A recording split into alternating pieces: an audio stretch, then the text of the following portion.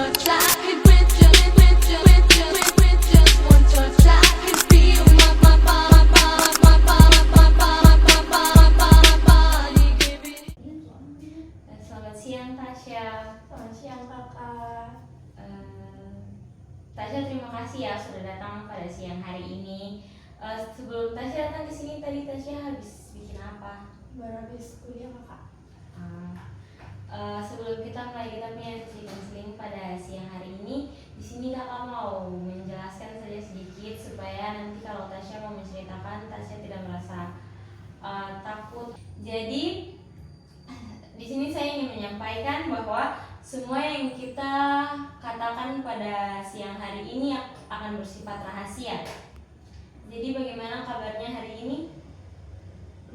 Kabar saya hari ini kurang baik kakak, karena akhir-akhir ini saya merasa cukup tertekan dan merasa stres kakak, dan juga merasa capek. Terima kasih Tasya sudah menceritakan sedikit tentang apa yang Tasya rasakan. Kalau boleh tahu, Tasya bersedia tidak untuk menceritakan kejadian yang sedang Tasya alami sekarang? Iya kak. Jadi saat ini Tasya sedang menghadapi banyak tuntutan akademik yang membuat Tasya merasa tertekan.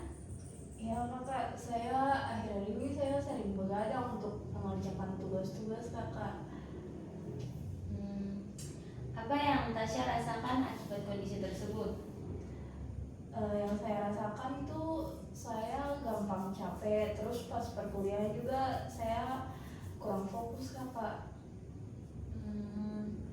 Oke, saya dapat memahami bahwa kondisi tersebut tentu membuat Tasya tidak nyaman. Sejak kapan Tasya mulai merasakan hal itu?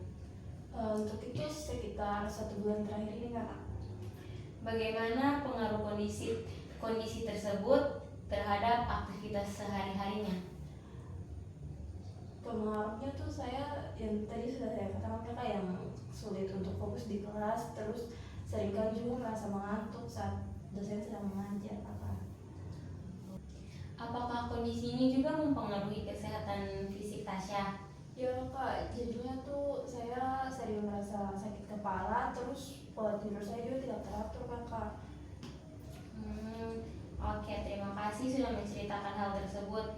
Dari yang tadi sudah Tasya sampaikan, tampaknya stres yang Tasya alami itu sudah mulai mempengaruhi keadaan fisik dan aktivitas pemulihan Tasya. Iya kakak, saya juga merasa seperti itu karena kayak itu balik untuk mengganggu keseharian saya sehari-hari kakak. Berdasarkan cerita yang tadi sudah Tasya bilang, tampaknya tekanan akademik yang tinggi dan kurangnya waktu istirahat yang Tasya punya itu menjadi faktor utama yang menyebabkan stres. Apakah Tasya juga melihat hal yang sama? Iya kak, saya merasakan hal yang seperti itu juga. Selain tugas kuliah, mungkin adakah hal lain yang membuat Tasya merasa terhambat? Untuk itu saya juga merasa khawatir pada nilai saya kakak. Saya takutnya nanti nilai saya tidak sesuai dengan harapan saya nantinya. Jadi selain banyaknya tugas, ada juga kekhawatiran mengenai hasil akademik yang ingin Tasya capai. Iya kak, benar. Sekarang Tasya merasa terbebani oleh banyaknya tugas dan khawatir tidak dapat menyelesaikan semuanya dengan baik. Betul sekali. Stres akademik itu juga merupakan hal yang cukup sering dialami sama mahasiswa-mahasiswa.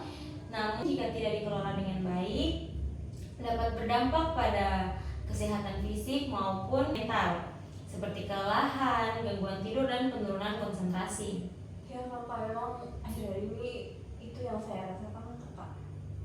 Menurut Tasya, langkah apa yang bisa dilakukan untuk mengurangi tekanan yang sedang dirasakan? Mungkin saya bisa lebih mengatur jadwal saya agar teratur kakak. Iya, itu ide yang sangat baik ya.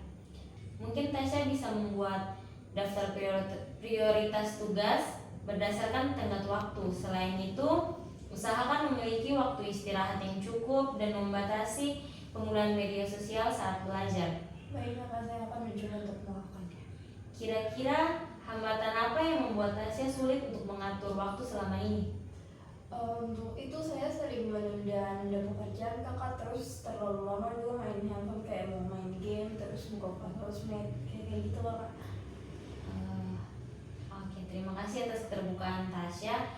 Menyadari penyebabnya, kayaknya itu langkah awal yang baik untuk melakukan perubahan ya. Iya, saya akan mulai memperbaikinya Kak. Tasya mungkin memiliki teman atau keluarga yang dapat menjadi tempat berbagi cerita saat merasa tertekan. Iya Kak, saya sering bercerita kepada sahabat saya Kak. Oh, bagus. Dukungan sosial juga itu dapat membantu mengurangi stres yang saat ini Tasya rasakan. Oke, karena hari ini kita sudah membahas sumber stres yang saat ini Tasya alami. Oke, karena hari ini kita telah membahas sumber stres yang Tasya rasakan dan alami, serta beberapa langkah yang tadi sudah Tasya sebutkan itu juga bisa dapat kita lakukan. Nah, untuk mengatasinya, bagaimana kita sepakati bersama? Ada beberapa kesepakatan yang akan kita buat bersama untuk membantu Tasya punya kesulitan. Yang pertama, Tasya bisa mencoba untuk membuat jadwal dan skala prioritas tugas. Lalu yang kedua, Tasya bisa mengurangi kebiasaan begadang. Ketiga, membatasi penggunaan media sosial saat Tasya belajar. Keempat, menyediakan waktu istirahat yang cukup untuk Tasya. Dan yang terakhir itu, Tasya memanfaatkan dukungan dari teman atau keluarga. Apakah Tasya bersedia untuk mencoba langkah-langkah tersebut? Iya Kak, saya bersedia.